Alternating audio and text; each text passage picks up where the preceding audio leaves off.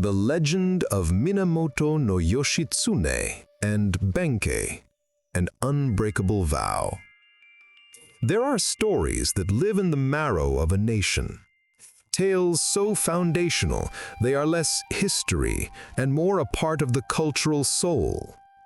In Japan, among the chronicles of emperors, shoguns, and samurai, one legend stands apart, a story of loyalty so absolute it defies death itself. To understand it, we must travel to the northern frontier of Japan, to the year 1189, at the bridge before the Kotomogawa castle. An army has come to kill one man, but their path is blocked by another. He is a giant, a warrior monk, clad in battered armor, his flesh torn and his body bristling with arrows like some monstrous porcupine born of war. He stands alone, a human fortress against hundreds of trained soldiers. For hours he has held the bridge, his great crescent-bladed spear, his naginata, a whirlwind of death to any who dare approach. Finally, his enemies, their courage broken, resort to the coward's weapon, the bow. 100 archers loose a storm of arrows, a black rain that finds its mark again and again. The giant shudders with each impact, but he does not fall. Long after the volleys have ceased, long after the battle should be over, he remains standing, motionless, glaring at his foes. Slowly, cautiously, the soldiers advance. They cross the bridge, their swords held ready. As they draw near, a gust of wind rattles the arrows in his armor. The colossal figure sways and then topples to the ground like a felled oak. He had been dead for some time, held upright only by the force of his own indomitable will. This was the Benkei no Tachi Ojo, the standing death of Benkei. What manner of man was this? And what loyalty, what unbreakable vow to the master he protected within could be so strong that it commanded his body even after his spirit had fled? To answer that, we must travel untell the tale of two of Japan's most beloved heroes, the brilliant and tragic general Minamoto no Yoshitsune and his loyal warrior monk, Saito Musashibo Benkei. Theirs is a story not just of war, but of the violent birth of the samurai age, a story of genius and jealousy, of honor and betrayal, forged in the moonlight on a bridge in Kyoto and sealed in blood at the edge of the world. The Young Bull and the Demon Child. A world in flux. The end of an era. Our story begins in the late 12th century at the twilight of Japan's Heian period. For nearly 400 years, Japan had been ruled from the imperial capital, Kyoto, a city of exquisite culture, refined poetry, and courtly intrigue.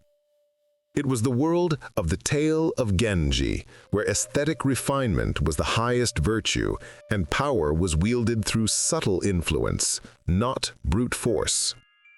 But beyond the gilded halls of the capital, this world was crumbling. The emperor's authority had weakened, and true power was shifting to the provinces, into the hands of ambitious, land-holding warrior clans.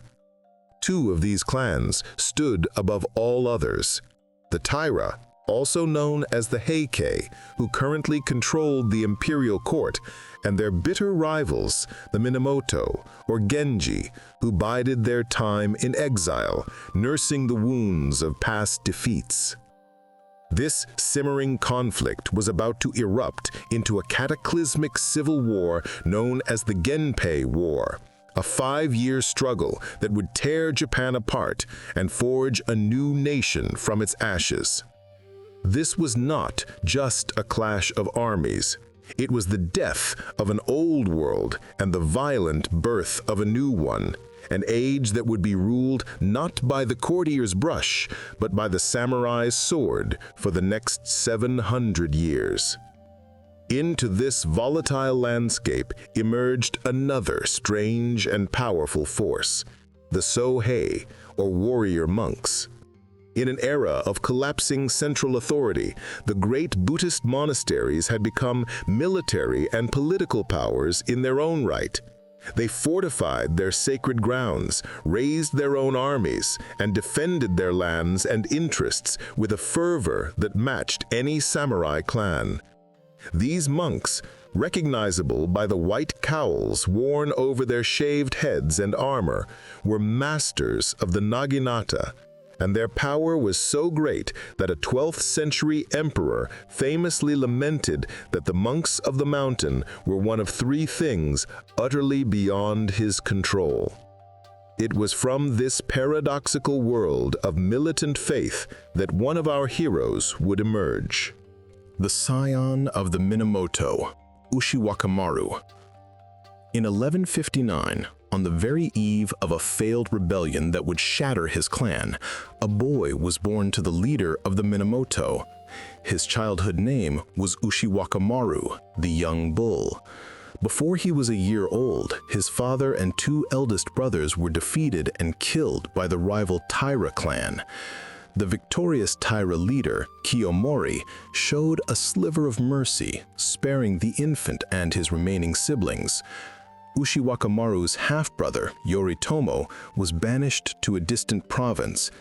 The young bull himself was sent to Kurama Temple, a monastery nestled in the sacred mountains north of Kyoto, to be raised as a monk. It was a political move, a way to remove a potential future enemy from the world of power and war. But destiny cannot be so easily contained.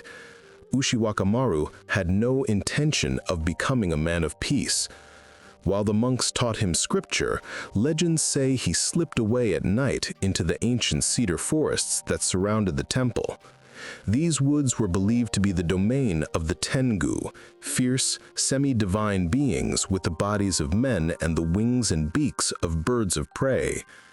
Under the tutelage of their king, the great Sojobo, the young exile learned a secret and otherworldly art of swordsmanship, a fighting style built on impossible speed, agility, and guile.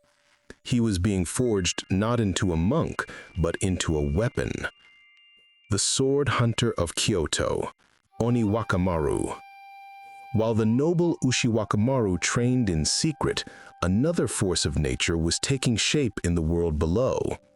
His name was Saito Musashibo Benkei, and his origins are shrouded in monstrous folklore. Where Yoshitsune's birth was one of aristocratic tragedy, Benkei's was one of primal chaos. Legends of his birth vary wildly. Some say he was the son of a priest, others a god, but most give him the attributes of a demon. He was said to have been born with a full head of wild hair, long teeth, and the strength of a dozen men. His childhood nickname was Oniwakamaru, the demon child. At 17, he was said to stand nearly 7 feet tall, a giant in medieval Japan. He joined a monastery, but his spirit was too reckless, his nature too violent, and he was soon cast out. He became a Yamabushi, a wandering mountain ascetic, before turning into a rogue warrior, an outcast defined by his own immense power. This untamed giant set himself a peculiar quest. Believing the samurai of Kyoto to be arrogant and unworthy of the fine blades they carried, Benkei decided to relieve them of their weapons. He began to haunt the city by night, challenging any warrior he met to a duel. His goal was to collect 1,000 swords. He was a walking arsenal himself, iconically depicted carrying 7 different weapons on his back: a broad axe, a rake, a sickle, a mallet, an iron staff, and his favored naginata. Night after night he fought, and night after night he won. He had collected 999 swords. He needed only one more. And so the stage was set for a fateful encounter, not merely between two men, but between two primal forces of the age.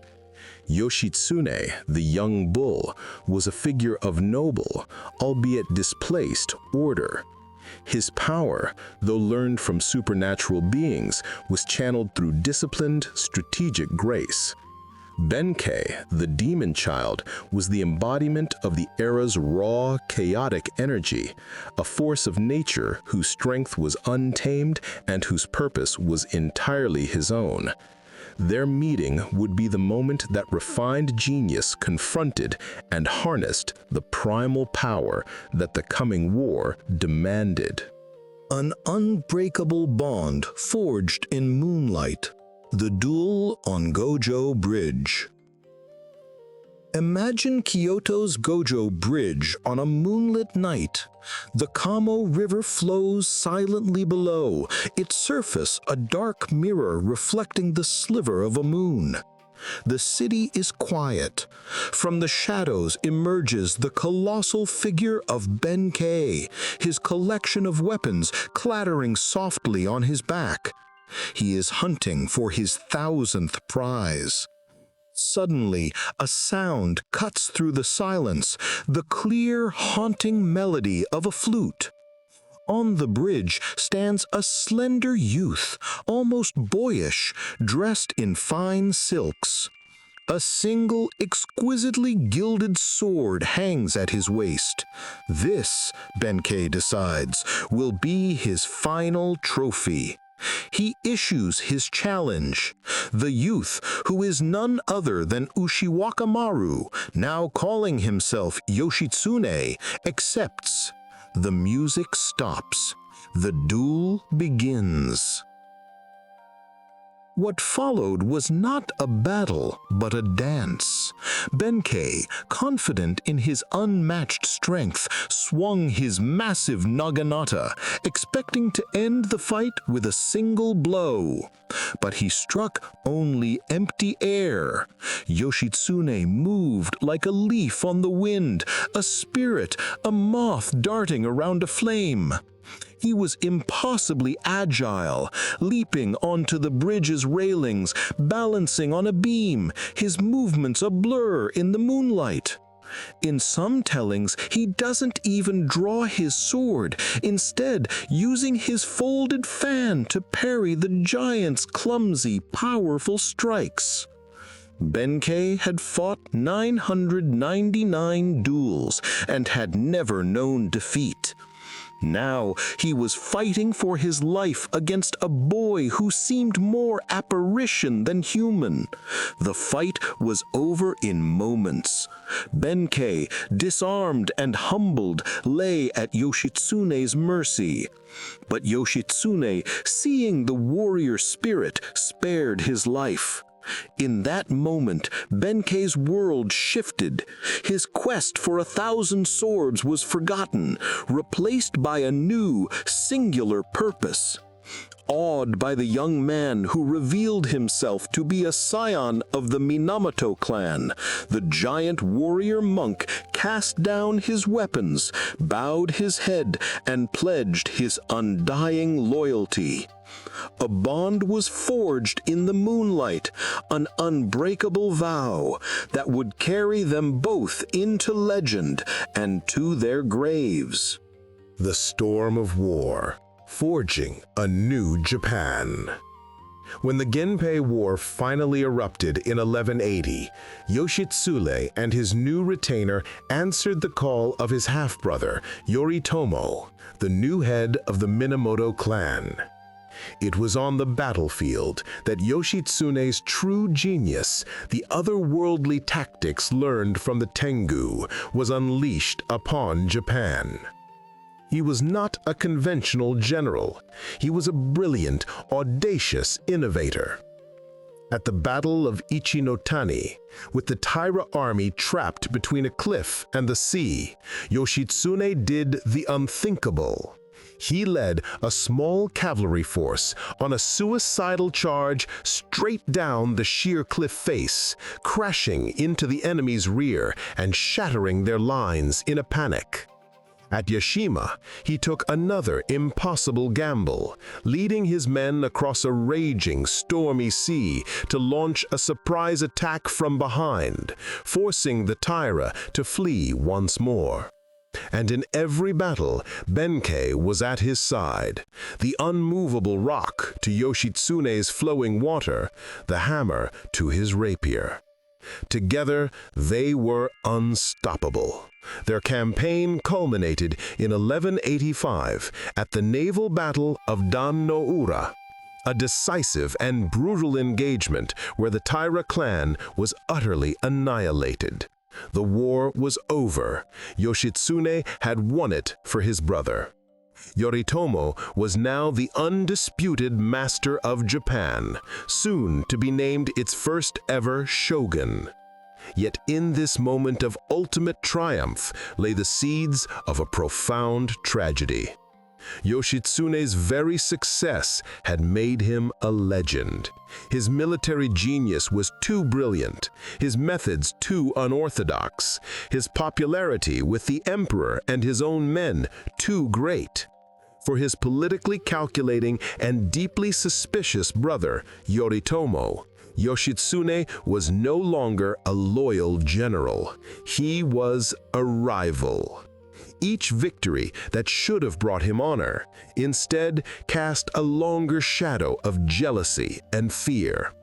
Yoshitsune was about to learn a bitter lesson, that in the cold calculus of power, a hero can be more dangerous than an enemy. He was not to be destroyed by the Taira he had vanquished, but by the very qualities that made him great. The shadow of betrayal, a brother's envy, a hero's exile.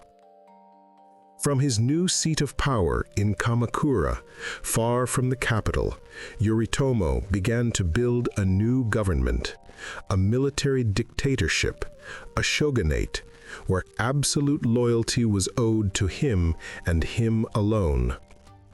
Yoshitsune, the brilliant warrior, was a political innocent. When the cloistered emperor in Kyoto, hoping to check Yoritomo's power, granted Yoshitsune titles and governorships, Yoshitsune accepted them, seeing them as just rewards for his service. Yoritomo saw it as treason. He nullified the titles and declared his own brother an outlaw and a traitor to the clan. As he waited at the Koshigoe coast, denied entry into Kamakura, Yoshitsune wrote a final, heartbreaking appeal to his brother. The Koshigoe letter is a poignant testament to his confusion and unwavering loyalty, a plea to be recognized for his selfless service. It was never answered. The hero of the Genpei War was now a fugitive, hunted across the very lands he had just conquered for the Minamoto cause. The Ataka Barrier, a test of loyalty. The years of Yoshitsune's flight are more the stuff of legend than history, and no story is more famous, more central to the myth than that of the Ataka Barrier. Immortalized in the no play Ataka and the kabuki masterpiece Kanjin-cho, it is a powerful drama of loyalty and sacrifice. In the story, Yoshitsune, Benkei, and their few remaining followers are disguised as Yamabushi, mountain priests seeking donations to rebuild a temple. They reach the Ataka checkpoint, whose commander, Togashi, has strict orders to capture the fugitives. Togashi is suspicious.